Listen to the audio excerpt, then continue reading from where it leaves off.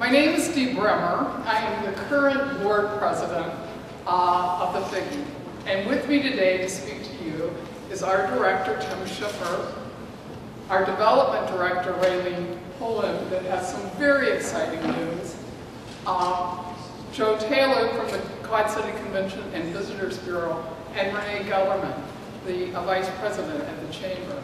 And you will hear from all of us different aspects of what's going on here with the show.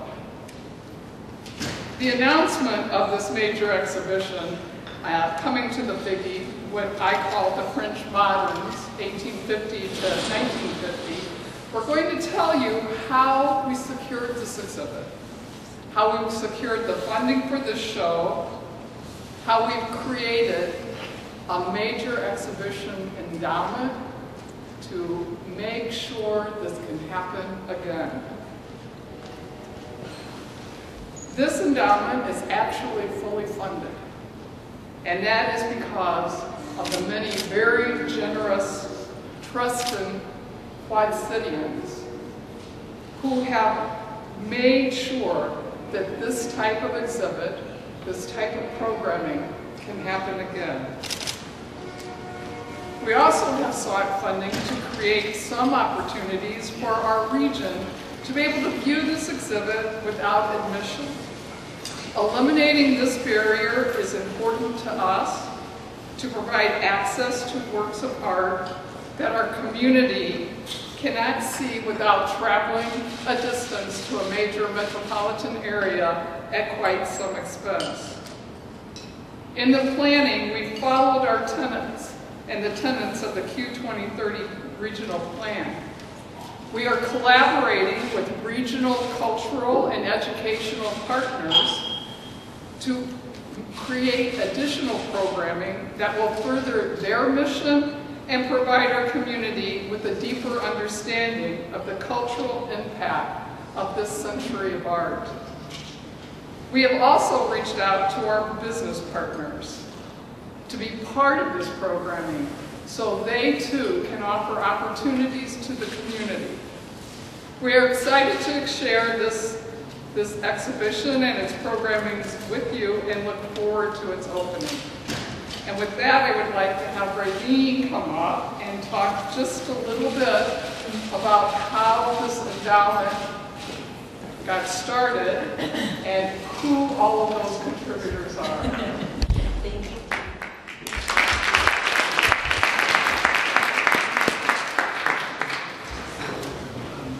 Good morning, ladies and gentlemen. Today we celebrate what the Figge Art Museum has become. In your press packets, there's a listing of the measurable metrics that we use to share with the community how the museum grows and how we serve our community. We also share what the future will be to future generations, Figge generations, and our rich history.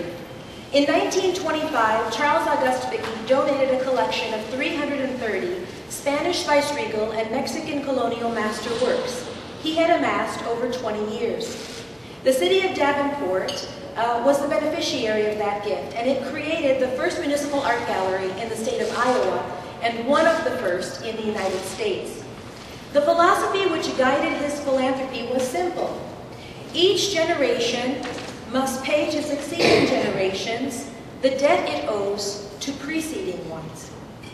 For generations, a small committee of Quad citizens called the Friends of the Davenport Museum of Art worked to fundraise and purchase hundreds of works that today represent the whole of the city of Davenport's art collection, housed here at the Figge. These few women and men took their work as volunteers very seriously. They were deeply committed to ensuring the strong sense of culture the arts provides, as well as a higher quality of life for residents and visitors alike. In 1996, another small group who felt the same deep commitment to the arts in the Quad Cities began to ensure that a world-class art museum, designed by a world-class architect, would be built as a jewel along the Mississippi River. It would be a symbol of our continuing commitment to ensuring a strong sense of culture and improving our quality of life. The walls of the Figge are filled with names of people who love beyond themselves and their own families, who, like Mr. and Mrs. Figge, also felt a special sense of responsibility to pay to succeeding generations the debt it owed preceding ones. Dr. Walter Neiswanger, Larned and Mary Waterman, Elizabeth Haynes, the Adler family, the Shermer family, Tom and Mary Waterman Gildehouse, the Katz family, Dr. Randy and Linda Lewis, V.O. and Elizabeth Call Figge are some of the names that come to mind. And today, it is my privilege, my great privilege, to announce another such time in the life of our community, when a small number of families, individuals, businesses, and foundations have come together to ensure our community today and for generations to come will benefit from a strong sense of culture and an improved quality of life. Today we announce a $1 million endowment gift supported by 40 donors that will ensure the Figge Art Museum has the funding necessary to present one major art exhibition every other year in perpetuity. This project, like all others, started with one person who had an idea, a vision for our community, who was joined by a few others and is making a difference. While she could not be here today, the Major Exhibitions Endowment would never have become a reality without Julie Rankin. She and her husband Al have a deep love for the Quad Cities and the arts, and as an educator, she understands firsthand what exposure to the arts can do for a child and therefore for an entire community. Julie was joined by Mary Lujak, Deanne Tomes, and Debbie Stafford, who loved and carried this initiative forward. It is because of this small and dedicated group of volunteers that we are here today. Personally, and on behalf of the Figge, I have great respect and sincere appreciation for these women. It isn't every day that we get to celebrate a project that will improve lives in perpetuity. And I have goosebumps because today is that day. The names of each of the donors to the Major Exhibitions Endowment are included in the press packet, and they'll be on the wall here in the museum at the opening of our first major exhibition. I would like to take a moment to recognize those donors who have joined us today. Without them, this day would not be possible. Mary Lujak, Mary Lukatecki, Ann and Frank McCarthy, Bill Pritchard, Kathy Whiteman and John Gardner, Nancy and John Danico, Brian and Diana Lovett. Thank you all.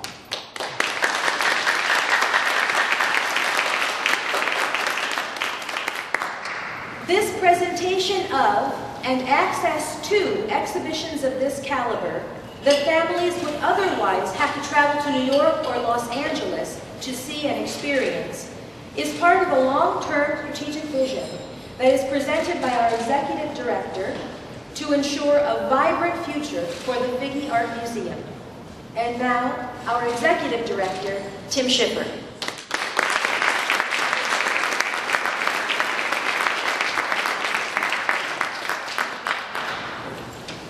Thank you, Raylene. Thank you all for coming today. I'm going to talk a little bit about the exhibition and the plans that we have for it. One of our goals at the Figge is to present world-class exhibitions to the people of the Quad Cities, and that's really why we have a world-class museum here. And when this exhibition became available from the Brooklyn Museum, I really thought that we had to go for it, and so we did. It was actually a couple years ago that we reserved our spot on its tour, and because these tours only last for about 4 or 5 venues. This is probably the most important exhibition to come to the Quad Cities, art exhibition, since the Grant Wood retrospective that the Davenport Museum of Art did in 1995. And with the rise in the value of artworks and the fragility of artworks, it's more and more difficult to travel these shows. So we're very grateful to the Brooklyn Museum for making it available to us. And we're really excited to bring it to the Quad Cities.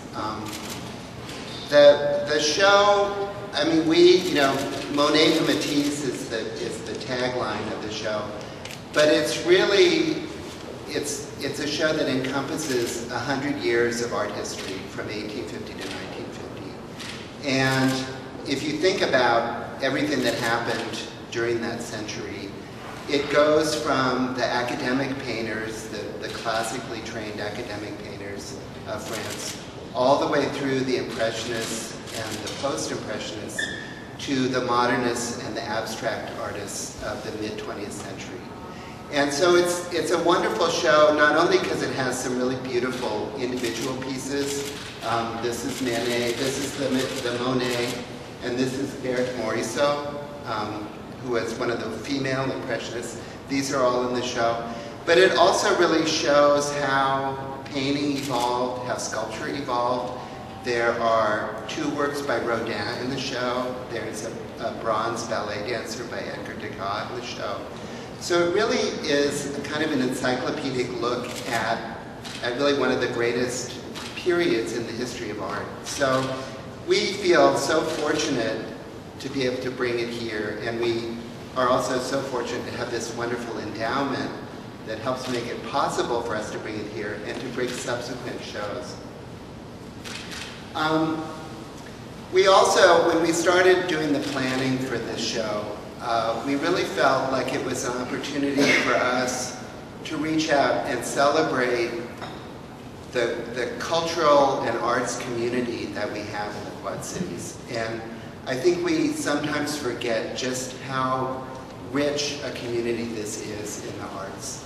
And so we reached out to lots and lots of partners, potential partners, and asked them to do French-related programming or to plan something during the run of the show from October into January, October 2018 to January 2019, to join up with us and kind of have some fun with it.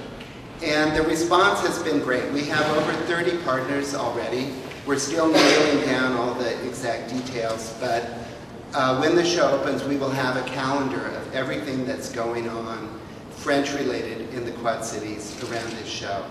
And so it goes from the symphony doing concerts by French composers from the period, Nahant Marsh talking about plants of the Impressionists, Quad City Arts, Bereskin Gallery, Ballet Quad Cities, the libraries, Augustana College, St. Ambrose. It's really, I mean, there's no limit to how much can go on around it. And we are using the show just as a prompt for all these things to come together. So we're hoping that over the course of the show, people will really come and enjoy it here, but also that they'll take advantage of some of the other offerings that go on an ongoing basis in the Quad Cities. And we hope people will come in from the outside as well. There's a list of our current partners in the packet, and with contact information. And as I say, it's all a work in progress, but we hope that you will all set time aside in next fall to both enjoy this show, enjoy some of the programs we're doing here, but also use it as an excuse to go out and really enjoy everything that we have in the Quad Cities. And with that, I'd like to introduce Joe Taylor, who's the president and CEO of the Quad Cities Convention Visitors Bureau. Joe.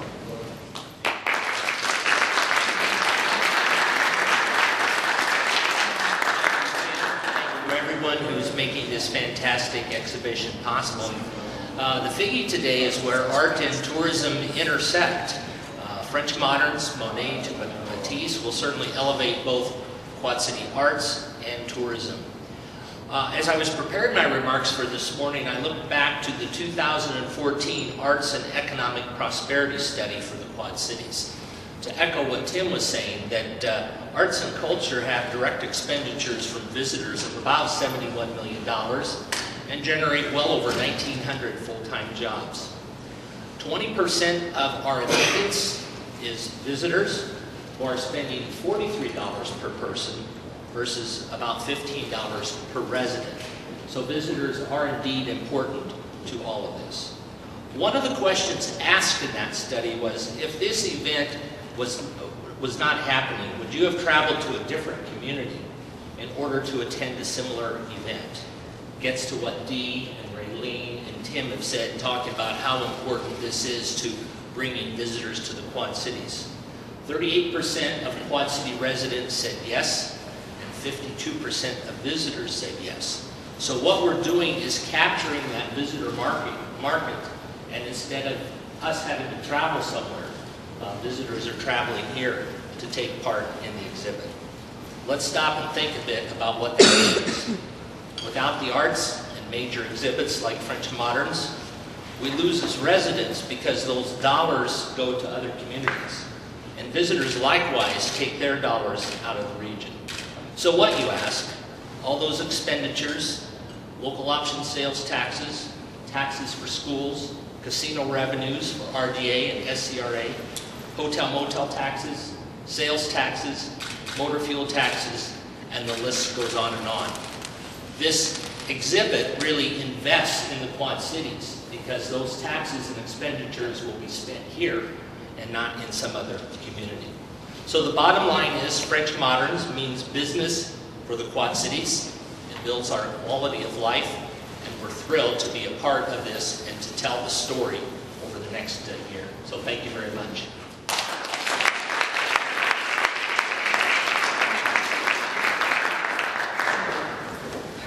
Thank you, Joe.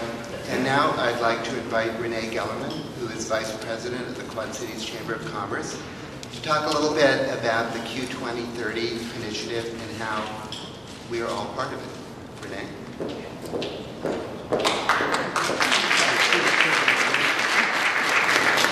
It was a little over 6 years ago when the business community put a stake in the ground, and they came together to talk about how we take responsibility for shaping our future.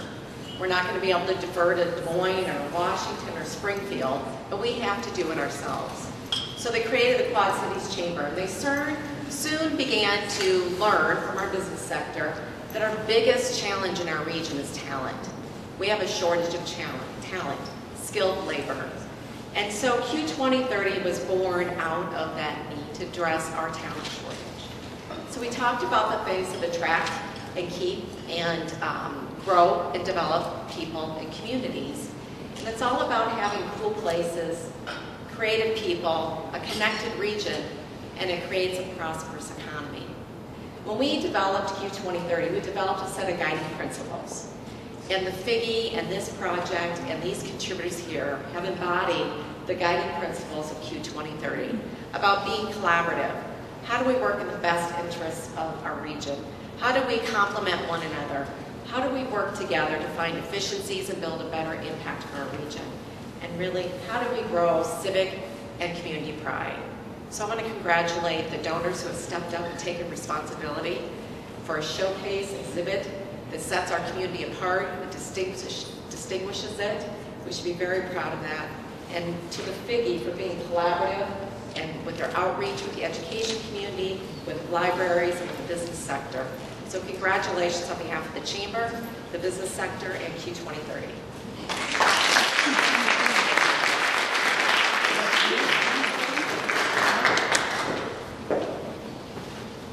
Does anyone have any questions? That is, yes. What does Q2030 stand for? Renee? Q20. Q is for Quad Cities, and 2030 is our goal. We have goals based around the year 2030. Any other questions? Tim, are the works permanently at the Brooklyn Museum, and how many places is it traveling to? Yeah, all the works are from the collection of the Brooklyn Museum, and I think there are 5 venues, I think. Where's the Figge fit in the tour? We're right at the end of the tour, yeah. Yes? So your endowment is $1 million. How much is this particular exhibit cost? We can't say. Let me say that I mean, there is a fee for the exhibition, plus there's the shipping, and there are a lot of costs involved.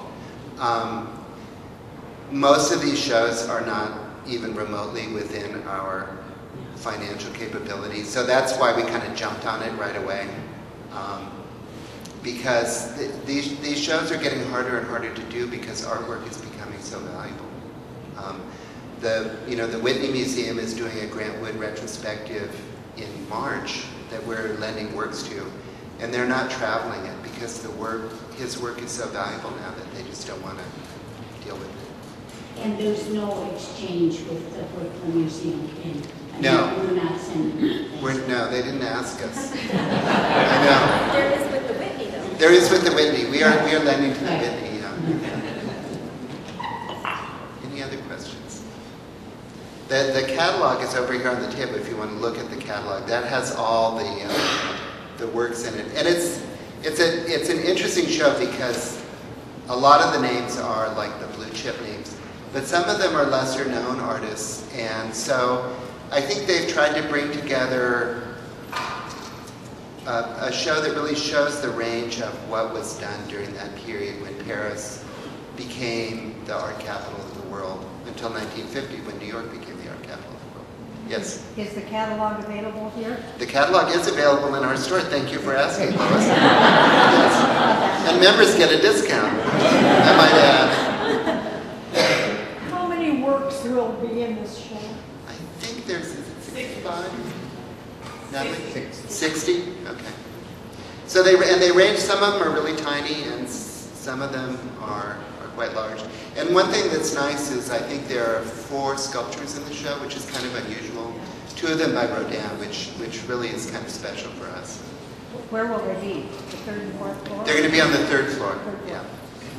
And we will do, the show will actually open, we're going to do a member preview weekend on October 6th and 7th. So if you're not a member, now's your chance.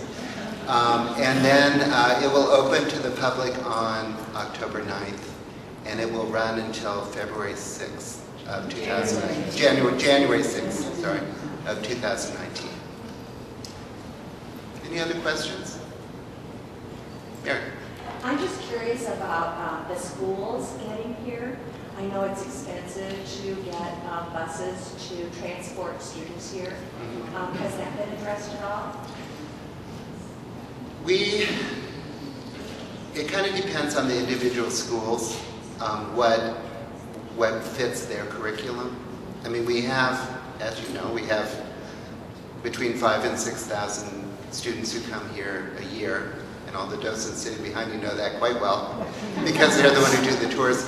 So it's actually for some, I think for some schools, like for high school students, it'd be a perfect show. For younger kids, well, first of all, there's a lot of nudes, and it kind of depends on the teachers, really, of whether they want to do that show or do a different show. In tandem with the major exhibitions endowment, another endowment has been started, which is called the Yellow School Bus Endowment. And it has been funded by a number of donors, and the purpose of that endowment is to create funding that will continue every year, that will help us to get those children in those classrooms here to the Figge, because it is so very expensive, and it seems so antithetical to our mission to have all of this amazing art accessible right here, with the children so close by on both sides of the river, unable to get to the museum. So that initiative has begun, and it's growing and continuing to grow. I know there's a time period where that will be free admission. Outside that time period, within the 3 months that the exhibit is here, will there be a premium price charged for admission? No. Thank you for asking. The price will be the same admission price of $7 for adults. Members are free. But we also, the first Thursday of every month is Seniors Day. Free. It's free all day for seniors. No, I'm not. No, every Thursday night we're open from 5 to 9 for free. We have free family days scheduled all through the fall. So there's lots of opportunity for people. I mean, we really want as many people to enjoy this show as possible. We're very fortunate to have sponsors who are helping us to keep the rate of admission low so that we don't have to increase our pricing. Not only for visitors to the museum, but also for institutional members like our colleges and universities. And those sponsors are the Hunt and Diane Harris Family Foundation, Genesis Health System, Mark and Rita Bawden, Debbie and Hugh Stafford, and Kay and John Hall.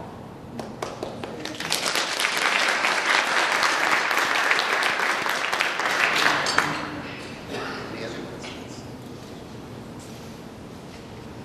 Well, there's coffee and snacks there. You're welcome to come up and ask us any other questions. But thank you all for coming.